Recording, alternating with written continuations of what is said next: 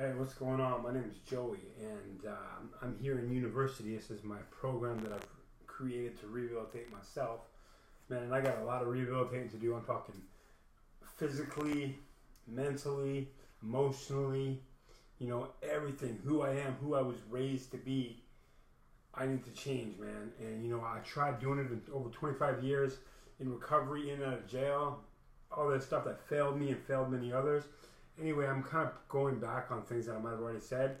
But see, the thing is my YouTube channel so far, I've used negativity and I wanted to get out of that. And so I started my program July 1st, 2016, spending the first year creating it while still struggling with drugs, trying to maintain the drugs, cocaine, and drugs that controlled me, trying to control them.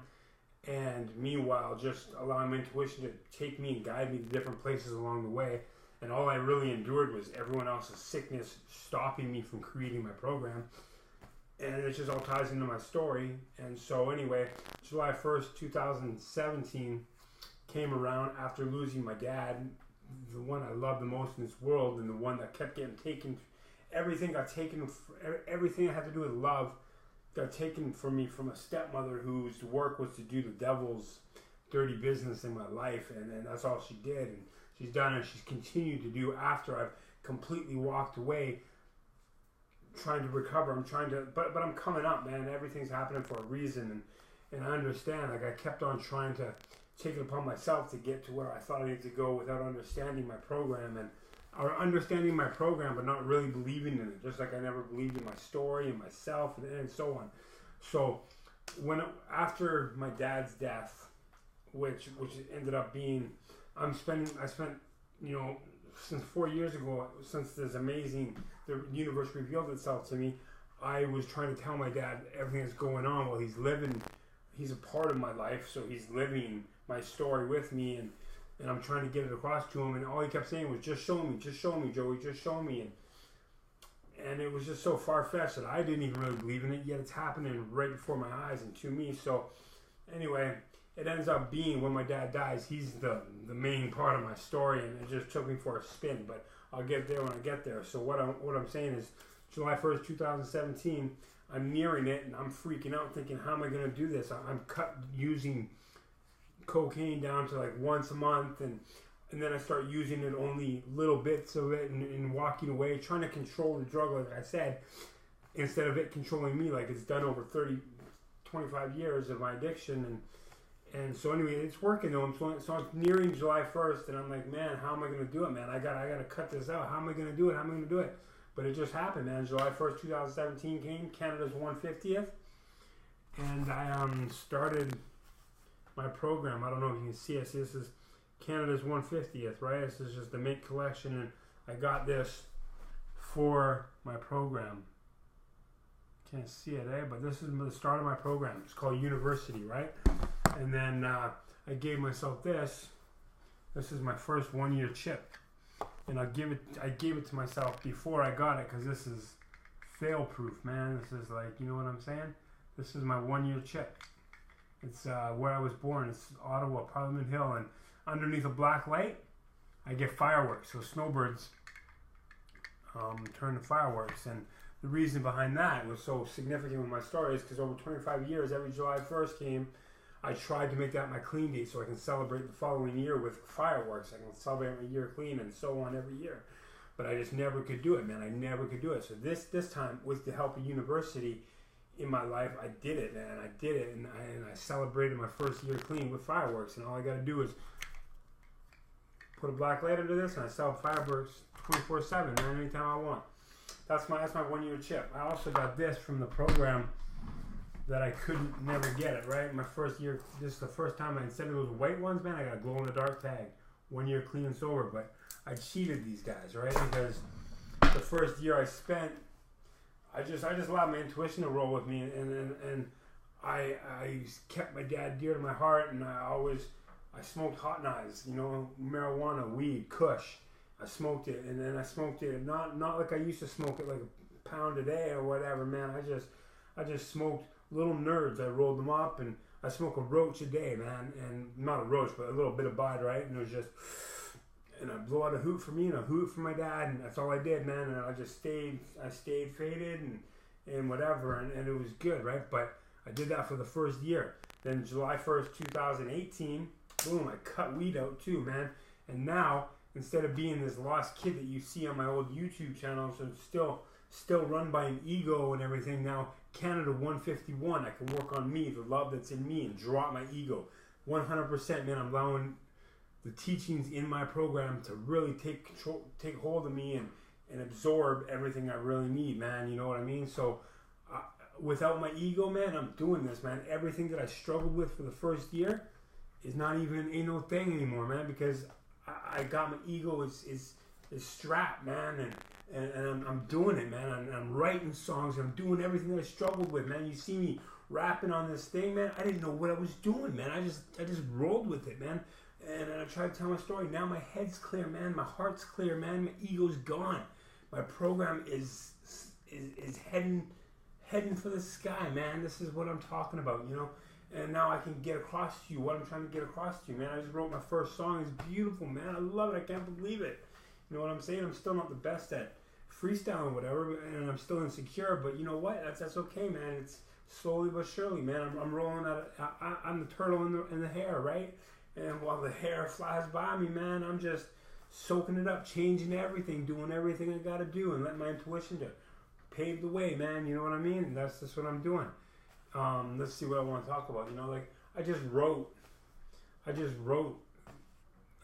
this Alex, beautiful woman, man. I don't even know, man. I just wrote her, man, and I just wrote her and sent her all this stuff, and I was so proud of myself and happy. I'm like, yes, this is what I got to do. What I've been trying to do for the longest time with this, that, and the other thing, and for 4 years, man, I'm trying to get a hold of Oprah and Ellen and let my intuition roll with me, and then I get like my connection with God, and I get Robin Williams found his way through me, and it blew my mind, man. I was like trying to figure out what the hell, what the significance with Robin Williams and my intuition and what this feeling right after he died, and I couldn't figure it out, and I dropped little hints here and there, and then I figured it out, man, in jail, and that's in jail is where so much stuff has happened to me, man. That's where I've grown the most, and things have been made so clear to me because it's just me, and you know, even though I'm in the midst of so much wrong in jail and drugs and alcohol, so much not alcohol, but homebrew or whatever, man, you know what I mean?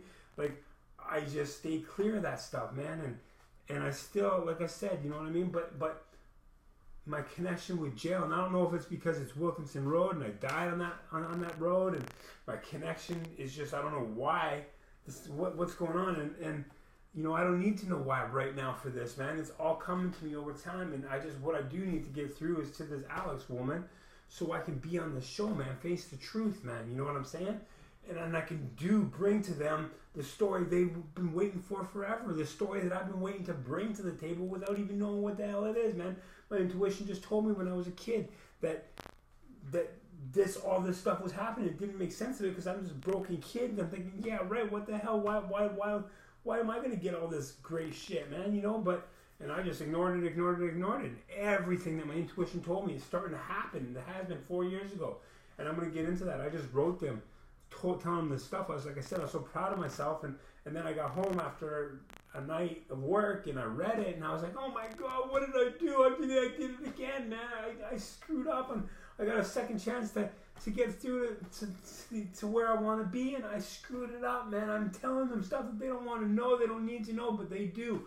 I'm just hard on myself, you know what I mean? So I'm gonna stop with that, but I'm gonna put on these videos, man. So I'm gonna pick up where I left off, man. I already told them a bit about me and since I was a kid and born in Ottawa and what happened and my stepmother, and I didn't even tell them nothing of actual reality of my stepmother. I just kind of touched on a couple things, but you wait until you hear how evil this person has been and still is, and thinks she's gotten away with murder and everything else.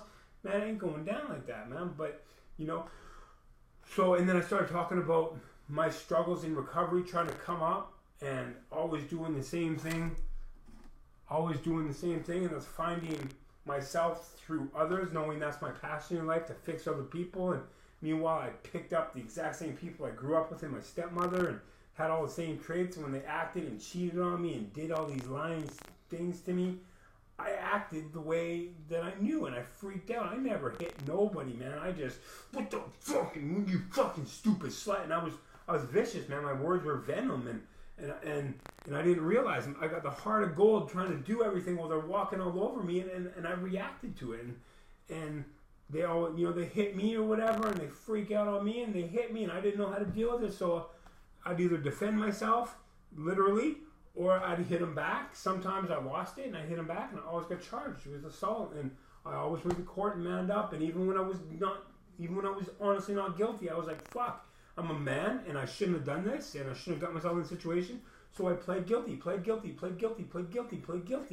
And now it's come down to I'm in my shoes, right? And I'm this guilty guy, but I'm not really that guilty, man. While these women get off with scot-free for not taking accountability on their own life and not doing anything to change their own stuff, and while they point the finger at me, meanwhile I'm doing everything the courts want me to do. I'm doing programs, I'm doing this, I'm doing that, and then I return home to them for them not to let me exercise the stuff that I'm learning in my program. This is just all my past, right? And then I had abortions with 3 women, 5 abortions, 4 abortions, 5 kids, one of them twins, Abigail, and so I spent 25 years in recovery, trying it the wrong way, always trying to win relationships, always attracting toxic relationships, and trying to fix us and taking care of their kids and having kids, and also in the same 25 years trying to find the truth of the connection I had with God, and doing it their way, which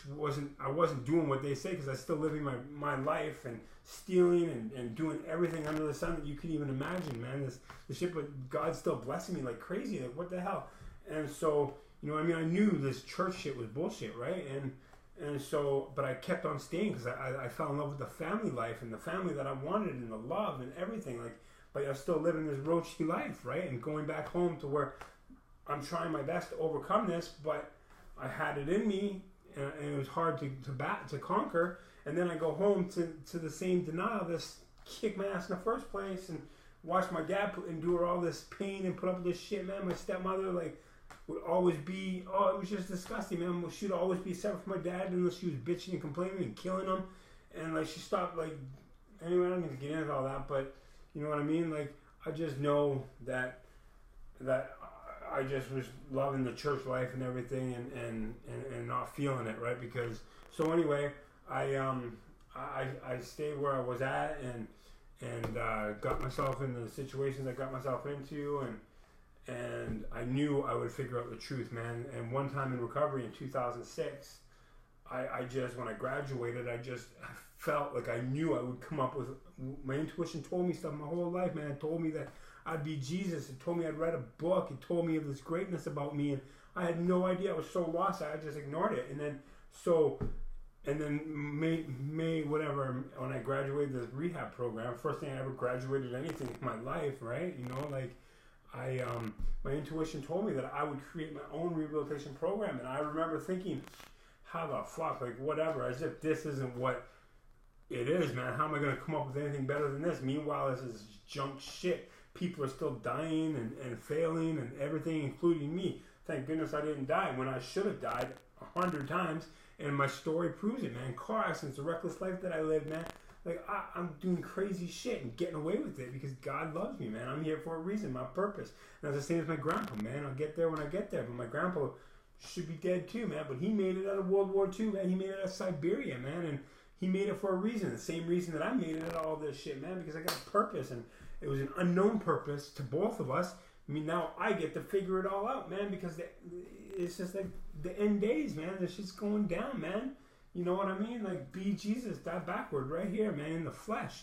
Anyway, so 4 years ago, man, I woke up and the truth was revealed to me. The universe spoke, and I was blown away. I remember I was like, whoa, and I kept trying to write it down. I was so scared that, like, everything else in my mind that came to me that was good, I forgot it. Like, literally, I remembered it one minute, and then I'd go to tell someone, and I'd forget it. My mind was blank. Like, I got brain damage and lots of abuse in my head from what's that word? Substances, and you know what I mean? Like, everything, man. I'm just, it's much in there, right? And so I woke up and I got this truth, and I was like, oh, I'm so scared I was going to lose it. And I was writing it down, and there was no big piece of paper. It was just little piece of paper everywhere. And I was writing it down. And my sister came out. She said, what are you doing? And I was like, shh, don't say anything, because I didn't want to lose it. I kept writing it down. And anyway, since that day, man, I just started telling people about the universe, and that's my connection with God.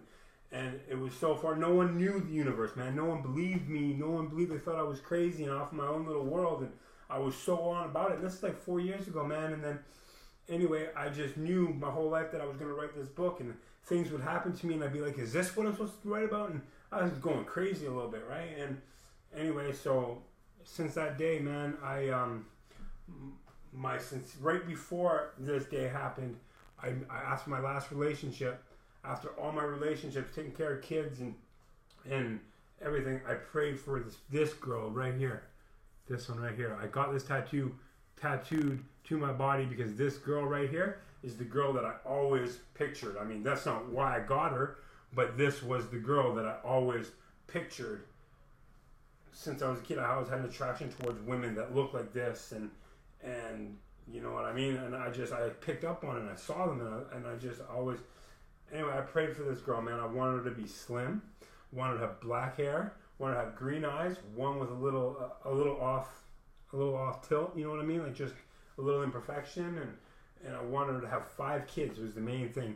For 5 kids to give me a chance to redeem myself with the 4 abortions of 5 kids that I failed, and failed myself and failed God. So I was like, God, let me show you that I can do this, man. I spent 25 years taking care of other people's kids and get thrown under the bus, and this and this and this, and I can do it, man. I lost my kids, yeah, man, but give me this girl. Okay, I'm broken. I'm like, I want this girl, because this is the girl that I just know. I want this girl, and I want her with 5 kids so I can take care of those kids like my own. I can love them. And I also, I said, I want this girl to have all her kids by one father who wouldn't be in the picture. He was kind of like a lost soul. And I wanted all these kids to have by C-section, because in my head, I thought by C-section she would have all these stretch marks. I had all these women that had all these stretch marks all over their body, and I'd go to the beach with them, and they got all these stretch marks, and I was a little insecure about them, and so I was always like, ooh, and you know what I mean? And it kind of scared me, I guess, and they're all from somebody else's kids, man, like somebody else, the kid's father, right? That's his creation and his stretch marks, and I want my own stretch marks, you know what I mean? So I said, give me C-section, and in my head, that's what I thought. And I said also, you know, let this girl have some problems that we can get down with and get through. And so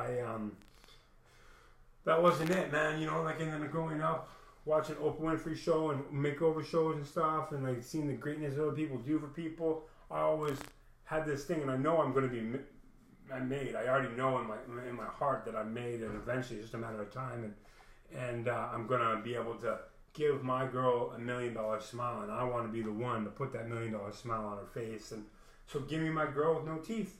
You know, like, who the fuck, who prays for all this stuff in a woman and a relationship? Like me, I do, and I did it, and I got it, man. And I got it exactly, and when I got it, I didn't even see it right away, but it took me about a week to figure it out, putting clues together and whatever, and I get it, and then I started using the power of attraction to attract the house that I moved us into, and the place and everything. But when I got there, man, this woman was so messed up, man. She was abused and raped and beaten and everything in every way by all the men, all the people that were supposed to be there for her. She was just everything, man. And so and now I'm here loving them and this kid and doing everything I can to do everything I can and do everything I did.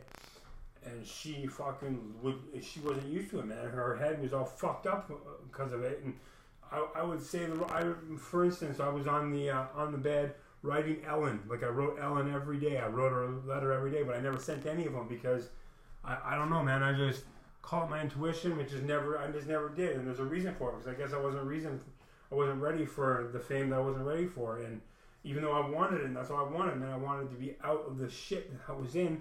And so I was writing these letters, and she came storming down the fucking Excuse my language. She came storming down the hall, opened the door. What are you doing? Sitting here writing these stupid letters to Ellen. Like Ellen wants nothing to do with you, man. She didn't call me a loser. I was my stepmother, with Oprah. But anyway, she's a lot like my stepmother, man. She's coming down. Oprah wants nothing to do with you. Like, get real. Like, and I was like, man, fuck off, Sal. And boom, as soon as I said that, man, she started.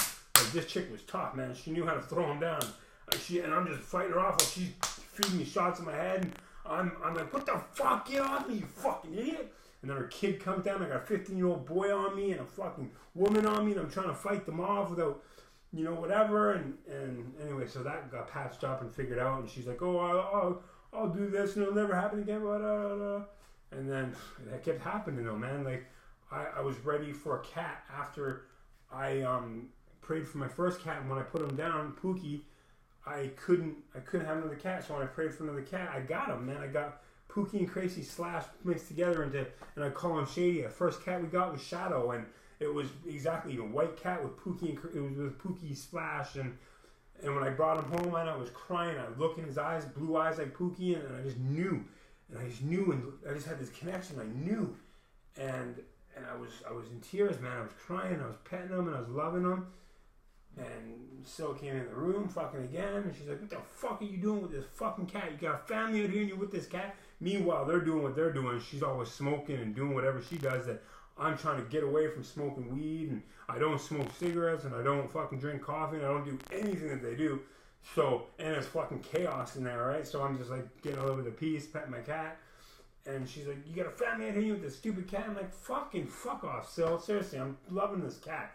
As soon as I said that, man, started fucking feeding them to me again. I'm like, and this time, I remember I got up and I was like, what the fuck? And I punched her, but I was scared to, right? And I didn't punch her, I just punched at her, and I remember I felt her chin just go by my knuckle, like, thank God, right? And Ricky's already running down the hallways, coming, jumping on me. So again, I got this kid and this woman on me, and I'm fighting them off, and I never hit her, and anyway, so that was that time, and then there was another time I was doing the dishes, because I like to keep my house clean, like, and her mom, who is living with us now, obviously, because, whatever, she comes and she's living with us, and they're both the same, they're both sick, and they're both against me, trying to make me the bad guy when I'm trying to do everything, because they're living this roachy, slutty, skanky life, her mom's out there getting screwed by multiple guys on this POF freaking site, doing all this stuff while they're blaming me for doing everything that I'm not even doing, and their sickness is taking over, right? And I'm just sick and tired of the sickness taking over. It's all I've had. So anyway, she always cooked food, and I was grateful for that. So as soon as she was done cooking everything, I did all the dishes. I always kept dishes. That's my program, right? I just did the dishes, man. Did the dishes, kept everything clean. And Sil thought I was doing dishes to get away from her, which was crazy. But anyway, and she locked me out of my house that I paid for and everything. And she locked me out every single day, man. I had to work, and I was tired, and I had to get my keys, and she locked me out. And so this day, I'm doing dishes. Her son her son's girlfriend locked the son out of the house, and Sil blames me. Because she locks me out all the time, but she blames me that her kids locking each other out, and I'm like, what the fuck are you talking about, man? You lock. And as soon as I gave her attitude, man, she came fucking storming in the thing, came right up to me while I wasn't even looking. She just came up and sucker punched me, dude. Bam! I said, what the fuck? And it just kept happening, time and time again. I'm like, man, we gotta get some help. And she's like, oh, we will, and we lined it all up, but we never went, or I don't know what happened, but we lined it up, and we made appointments to go, and anyway, and we went there, and now we're there, and she's got workers in her life and stuff that are coming over and thinking that I'm the bad guy because she's not telling her what's really going on, because she'll lose her fucking kids, right? So she's not saying shit. We go to counseling, and fucking she's lying to the counselor, and we're supposed to be working on shit with lies. So I'm like, fuck that, what's the point of this, man? I can't even speak the truth because you're looking at me like you're gonna lose your kids and fucking whatever, and you're gonna live this. How are we gonna help it when you're telling fucking lies? So I'm like, whatever, man, it's all good. And so I just kind of like gave up. And anyway, the last time anything happened like this, I had my niece over, man. My niece, this little girl right here. I had her over, and she got along with the 4 boys and the youngest boy, and she was there. And one time she kicked me out of the house, and so I went and stayed with my friend, and it was a female. It was my sister's friend and my friend, her boyfriend, and that's actually the first time I wrote Ellen by email. And I had this thing about Robin Williams. I was trying to figure out why Robin's name was always coming to my head, and my connection with Ellen. So I think that I wrote RW on my thing because I couldn't explain it, but I knew one day I'd figure it out, and I just wanted to have a tie to it. Anyway, that was the first time I sent her my first email. I was out with these people, and then I attracted this beautiful job in my life that I asked for particularly, and I got it. And then I went back, when I got the job, I went back home, and what happened was when I was sending her that email, I accidentally pressed the wrong button because I don't know computers, and I deleted everything off this guy's computer, and I thought he was going to shit. And then when he didn't shit and he handled it with patience and calm, I knew I could do it too. So I was like, you know what? I went back home, and I went back home prepared, and whatever, man. I wasn't so prepared, man. This chick's sickness was due off the wall. Anyway, so then we had my niece over, and she came in the room with the phone with this girl's daughter on it, who was her friend, and she came in, and she was like, I was in the bed with Sil, and in everything was mine in the house, and she comes in with her on FaceChat or whatever, and she says, Joe, Sophia wants to say hi here, and she's like, oh, hi, and the mom's in the back room around, and they're all like, whoa, Sil lost it, man, what the fuck, you can't come in my fucking room, we're not supposed to blah, blah, blah, blah. And she started freaking out, man, and I just laughed, and I told Kyla, my niece, I'm like, yo, man, you shouldn't have came in there, man. It's just Sil's kind of whatever. And so it wasn't her fault, though, right? She's going to go back in the bed, and I sit in the bed, and she wouldn't shut up about it. And I was like, fucking shut up, man. Fucking seriously. And the way she was going at it, I didn't push her or hit her, but I kind of was like, fucking pushed her. But she was already on the bed. I pushed her back on the pillow. As soon as I did that, man, it was nothing. It was just a gentle fucking get out, like fucking fuck off. There was nothing forceful or anything about it. As soon as I pushed her onto a pillow, she started freaking, ah! Her fucking son comes running in. As soon as he comes in and he's got me, I just was like, fuck, she started screaming. I was like, fuck this.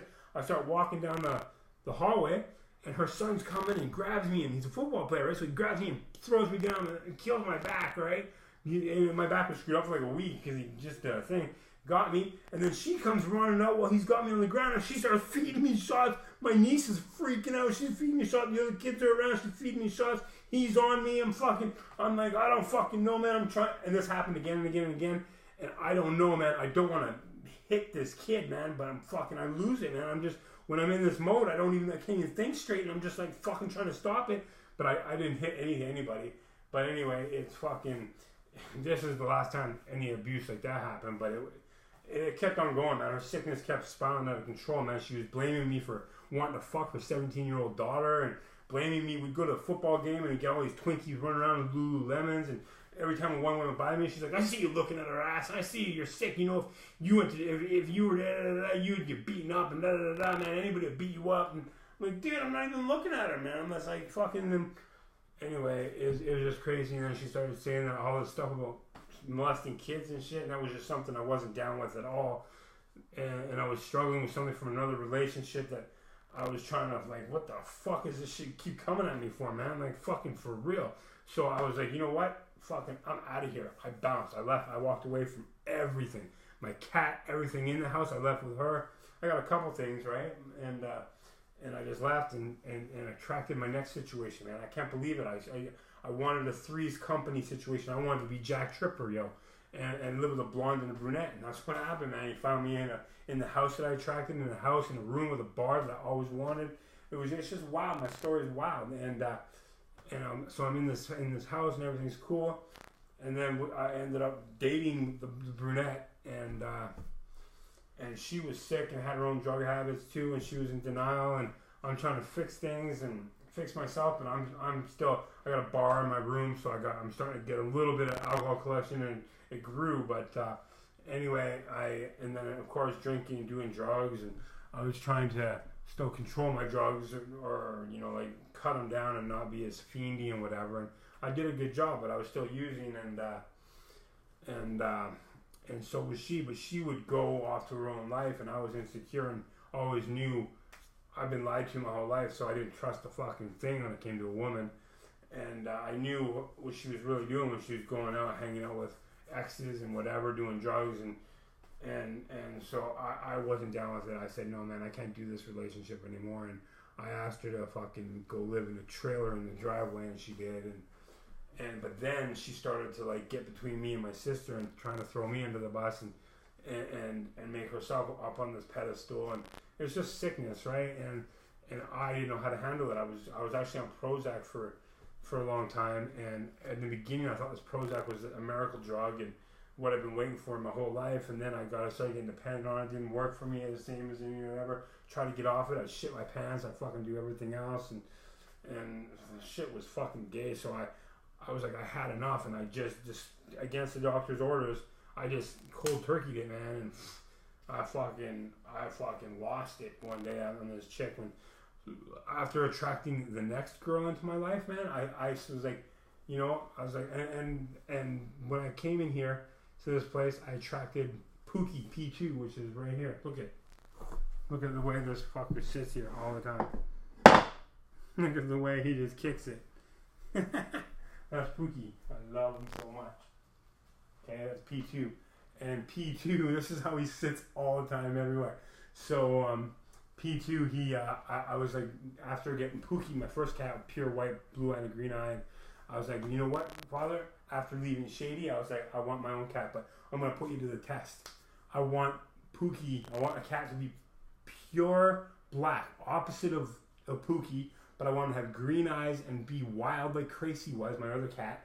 And this is, if you see, you can't really see it as far, but this cat, up close you can see it, he's wild, and green eyes like Crazy, and he's exactly like Crazy. Crazy was a girl, but he does the same little fucking shaky tail thing that Crazy did, and everything that Crazy did, and Shady was Pookie. So now P2 is Crazy, and I said also, you know what I mean, let him have a little one piece of one tiny, like, not one spot of Pookie, like I asked for spots of Crazy on Shady. I said just one piece of hair that was pure white, so let me know that this is really Pookie. And if you look right here, he's got one hair white, and he's got one coming out of his butt too, just one piece out of his rear, and not his rear end, but his back, and one out of his face, man, just like I asked, man. And I got P2, and I said also, give him pure black, but give me a tatty print along his side. And if you look along the side, he's got a perfect tatty print. Man, this is God working in my life, the universe, right? And so anyway, I got this, and we moved into the Streets Company thing, and everything was going. I came up with Prozac, and then I did the same thing with my next prayer.